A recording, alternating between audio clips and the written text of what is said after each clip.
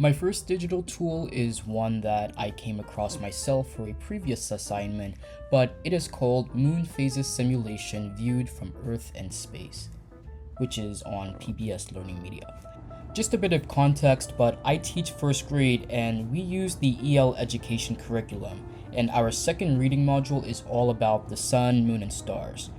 Through finding and exploring this tool, I am able to improve my pedagogical practice because this tool boosts my students' understanding of various concepts and ideas, such as what makes daytime and nighttime, what causes shadows, why the sun appears to come up or go down in the sky, as well as why the moon seems to change shape and size. When teaching young kids about such concepts, common ways of doing so may include an Oreo activity or even viewing this moon phases demonstration video, which has been viewed nearly 6 million times, though I suspect that has to do with the video being directly included in the curriculum's lesson. This digital tool best serves the specific academic needs and ages of my students, not necessarily over or above or instead of other tools or activities, but just because it allows students to do a lot of self-inquiry by having them explore on their own devices.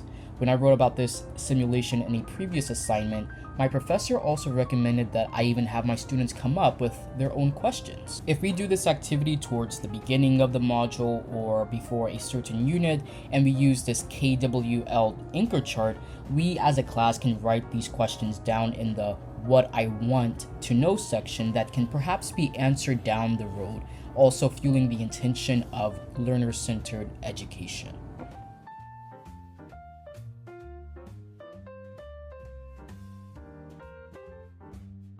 The next digital tool is called Short Answer.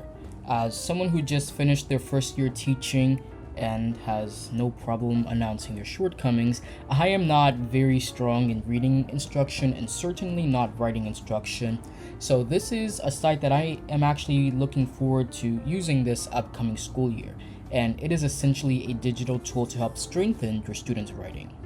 Now you can choose from pre-selected topics or activities, but they are really more so for third grade and up. So I'll be doing my own topic, but before I do that, I do want to show how this site helps me implement collaborative tools and learning experiences. There are several games and formats that allow students to work together. And in this one called Quick Write, students actually answer a prompt on their own, but are able to come back together to reflect and discuss. So let's check that out. Students will sign in with your join code. Students now write and submit their response. When you're ready, click Begin Feedback and Reflection. An animation will now play on your teacher screen, while AI provides feedback on student responses. Students now review their AI feedback and rate it with a thumbs up or down. Once all students have submitted their review, click Show Results. The results animation will now begin. Responses are marked Beginner, 1 point, Intermediate, 2 points, or Advanced, 3 points, for each success criterion. Together, the class works toward the goal score shown by the flag at the top. You can now end the activity or select an optional next step. When you create your own activity, it's first going to ask you what prompt or questions you want to ask your class. It'll give you an option to add files to your prompt. You can also add writing scaffolds. Now, at first, it's going to do an AI generated version, but you can definitely take that out and add your own, as I have done. You're also going to add 1 to 5 success criteria for your students to use when evaluating each other's responses. They have some on their own, but you can also create your own. And then after all of that, you can review your prompt or question to make sure everything looks right. What 3 body parts does this bird have? Pick one body part and use an adjective to describe it. And then you'll just create an exit. Now, when I go to launch it, let's check out this teacher-led, and that's where I would do the quick write. This digital tool also helps me to design culturally competent instruction due to its flexibility. On a social emotional level, I can use prompts and even pictures from the SEL curriculum that my school uses to help me make those prompts for quick write or another activity on short answer. I could also use short answer for other topics directly related to culture. For example, our module 1 is all about tools and work, and one of my students last year told us about how her dad uses the tools we learned about in these lessons to build houses. Possibly bringing him in or those tools in, or even just having her dad send me a picture of the tools he uses can give the class a prompt related to it. Not only is this culturally competent, but it also acknowledges and shows appreciation to the students' cultural gifts as well as community cultural wealth.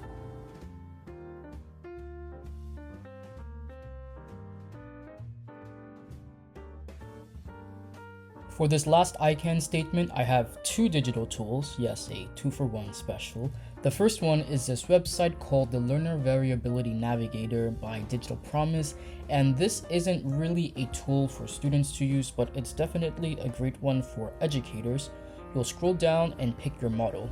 For this, I'll be doing maths for primary, and not only is maths my favorite subject to both learn and teach, but it's also going to go along with my next digital tool. You can then choose to check out factors that are important for student success in this area and pick on one to address. I'm going to pick place value, which was a struggle for my lower students last school year. Dragging your cursor onto the factor will highlight related factors. So for place value, a related factor for it is hearing. You can also check out research-based strategies for this factor, and I noticed that if I go back to place value, some of the strategies that I see on here are actually some that I learned about in the course that I'm making this video for, guided inquiry, and also project-based learning. Clicking on one will give you more information on the strategy and even examples on how to implement it into your own classroom. This helps me to plan and be more intentional in how I design for my different learners, whether they are GT, ML, ECE, Tier 2 or 3, and so on. This is a great segue for the second digital tool of this segment and the last one overall, which is the Digital Math Center site on ILC for our maths curriculum. I typically had students do these math centers, games essentially during what was pretty much our small group / targeted instruction maths time. There's also a physical version that you can do instead of on computers. What I like about these centers are their varying stages and how you are able to scale the center up or down depending on the student's current abilities. For example, if we are learning about adding within 100, I can still assign level 1 of 5 in a row, add 1 or 2 within 10, if that's where their skill level is at. Conversely, if our whole group is about adding within 100 without composing, but a couple of students are able to add with composing, then I can assign stage 6 to those students. This allows students to play the same game and not feel othered while still having their variability met. The previous tool can help me be more intentional with the students I meet with directly and make proper use of my time instead of just always having them get their targeted instruction on a Chromebook without any additional guidance or check-in from a teacher.